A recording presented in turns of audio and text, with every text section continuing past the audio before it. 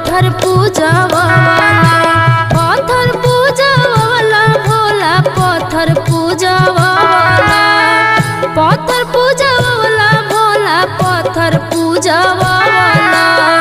हमारा के शिष्या बनवला हो भोला, पत्थर पूजा वाला, हमारा के पगली बनवला हो भोला, पत्थर पूजा वाला।